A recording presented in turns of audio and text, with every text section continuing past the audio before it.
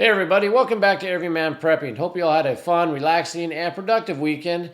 We're going to go through the world stories, world events that have gone on for the past few days, catch you up to speed on everything in respect to Israel, home stories, Russia, all that great stuff. Hopefully your weekend was productive as well. What I did this weekend is I prepared my garden for planting garlic, and I planted it. You did the rototilling, put the chicken manure in there, planted the cloves that I harvested in the summer. Save some, put them back, and put them in the ground now. So I'll come the next summer, I have more garlic.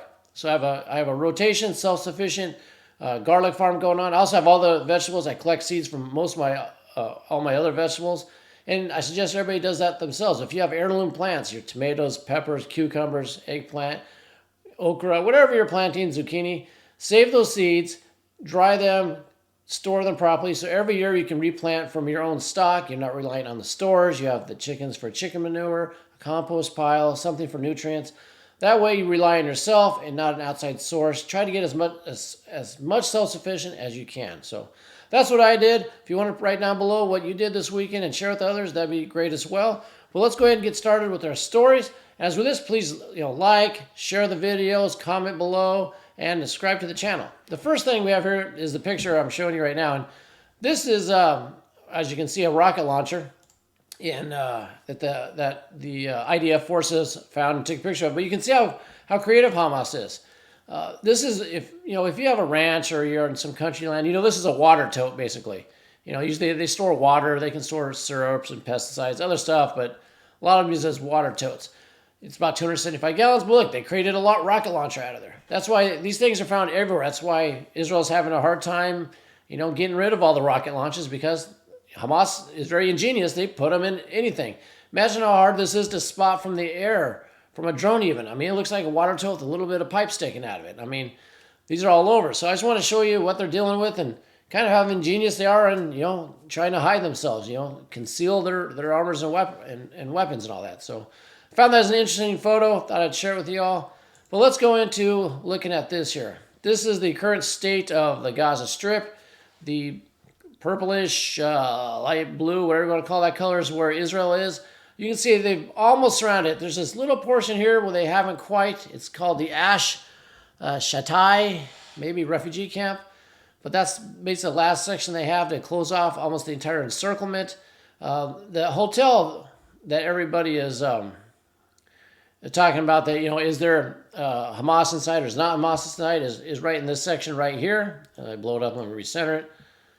And so that's where they've basically surrounded it. They haven't taken it over yet, but as you can see from this photo here, that this is from the IDF from Israel, that they're calling it the Hamas headquarters, and depots are under the Al-Shifa hospital, basically.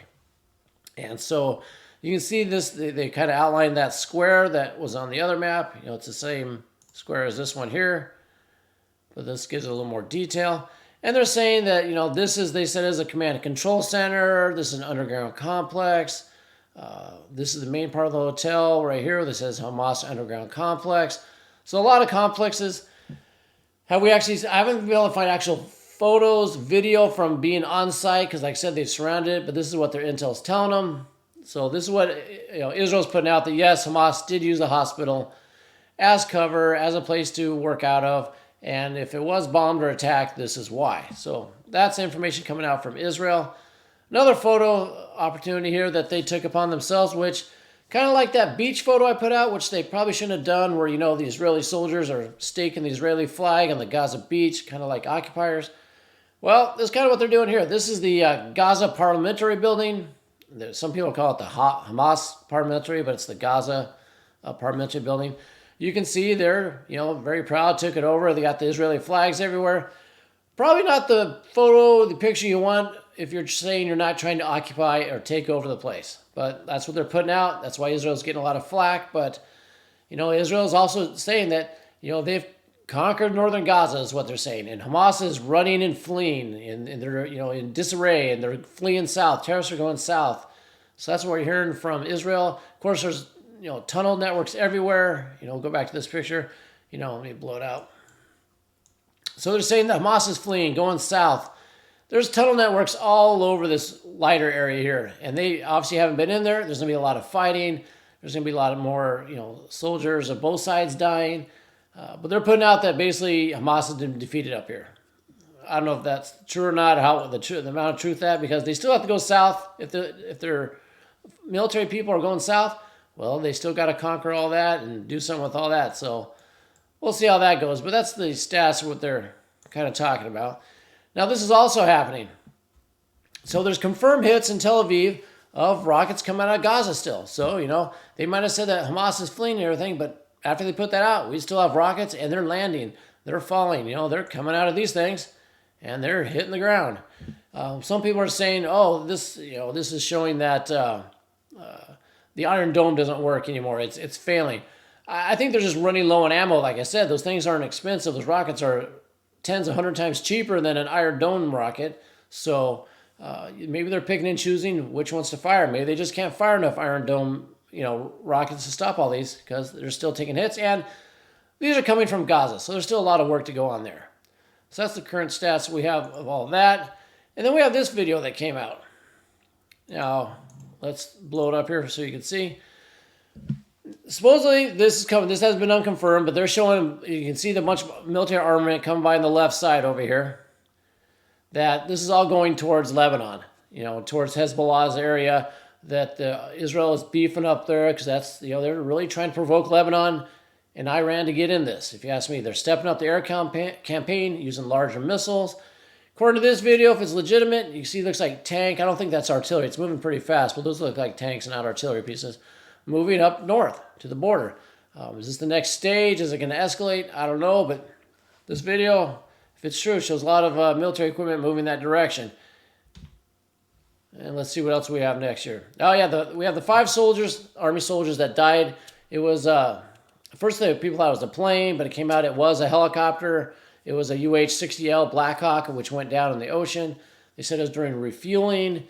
These are the 5 soldiers that lost their lives in that. They were special operation forces, basically is what they're saying. Do we know what they're doing? They said it was training. Is that legitimate? They're saying it wasn't for hostile fire or anything like that, just an accident. You can take their word on it. I don't know, but this is what crashed the other day in the Mediterranean when we had all that commotion about something being taken out. These were the soldiers in a Black Hawk helicopter that went down. Then we have Yemen. Now, this is probably the Houthis again, not the Yemenis government per se. But they said they're going to target any U.S. aircraft, especially U.S. drones, flying anywhere in the region near Yemen or even south part of Saudi Arabia. Saudi Arabia shot down actually a Yemenis Houthi-fired missile just a little while ago, earlier today. They shot it down. And, the Houthis threatened, well, we're going to set your oil fields on fire again. But, the U.S., as it says here, flies, surveillance, spy drones, electronic warfare, gathering all kinds of data, and they're saying, well, we're going to shoot them down even if it's in international waters. I'm sure that'll escalate things as much, but hey, the Houthis aren't backing down. Those Yemenis, they're definitely not backing down. So we'll see how it goes from there and how it escalates. That's about the gist of what's going on. And, this, of course, there's more bombings going on. Israel's still going into the West Bank, into certain neighborhoods, plowing up the streets, going, when they're having some battles within Jerusalem and some areas around there, Jenin and all that. That's still going on. That's where we're at there. Of course, those leaflets I talked about on a community post that Israel dropped leaflets saying, hey, if you're near the border in Lebanon, you better get out because things are going to escalate. That's all right with that. What else do we have here? We have Russia near Cyprus. Here's Israel down here at the bottom right-hand corner, Lebanon over here, Cyprus here.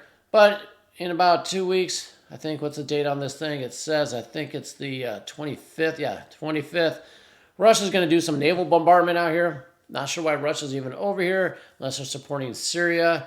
Maybe it's to get involved in the war later on, but they're going to be doing some naval exercises, some live fire. So, the United States aircraft carriers are over here in the southern port. So, they're pretty close. So, hopefully nothing happens there. Moving on with more Russian news. We have Moscow, New Delhi, which is India, holding bilateral talks. So, of course, they're both in BRICS. But, India, U.S. touts India as a partner and an ally. I don't know so much about that. They're kind of like Turkey playing both sides. And, being part of BRICS, they're probably going to side with Russia and China here soon and, leave the U.S. to stand by itself.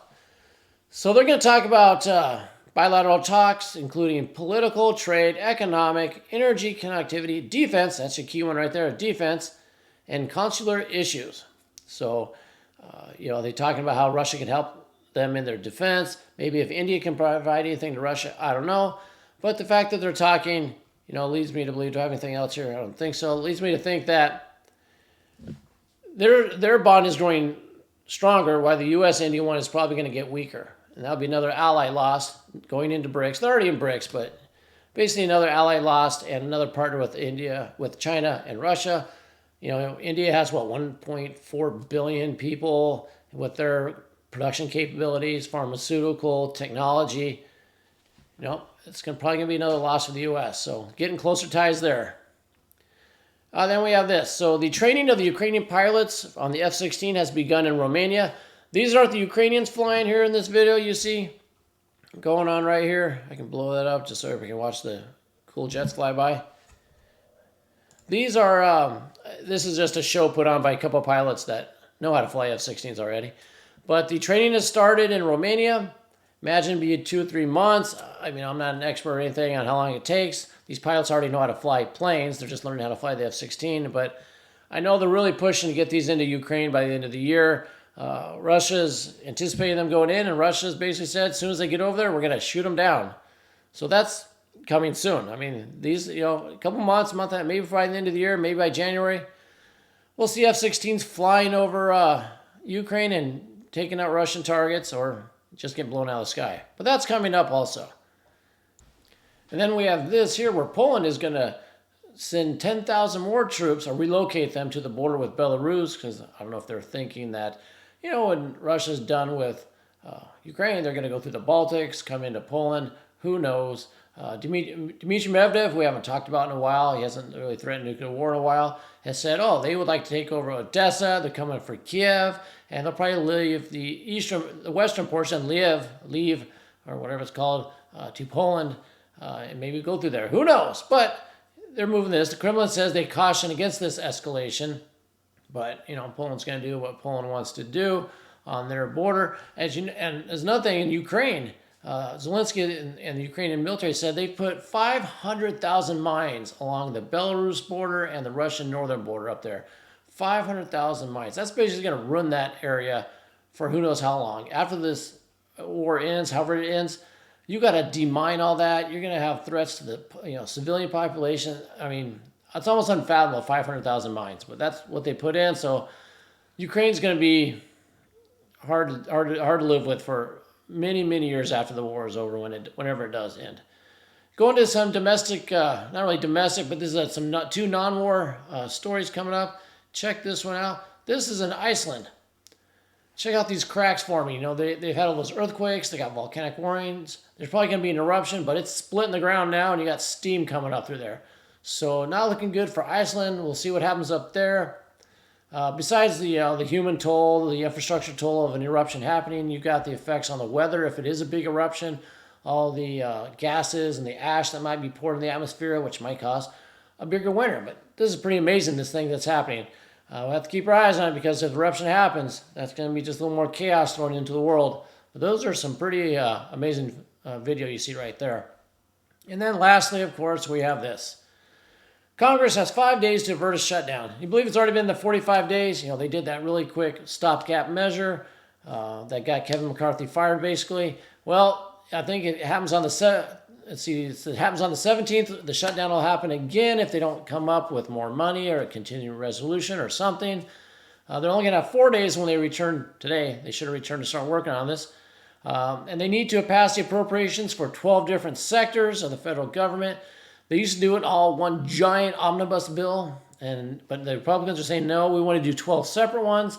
Some have passed the House, some have passed the Senate. Neither one of them has passed both. So there's nothing been done there. It's a lot more work. Maybe it's better that way. They say it's more transparent to do this way. It probably is. But I'm sure they'll figure out a way to spend more money, increase the deficit until it all comes crumbling down. But you're going to hear a lot about this coming up with the media. They're going to run with the Republicans are trying to shut down the country and cut your Social Security checks, not pay the military, blah, blah, blah. Don't worry, they'll always find money for war, and they'll figure out a way to keep spending more money. Just wait and see. But That's coming up. You'll see that coming up soon. So that's all I have. Put any comments you have below about any of these stories or any intel or anything you have about anything going around where you're at, across the world or anything. Share it down below. And until next time, keep your ear to the ground, head on a swivel.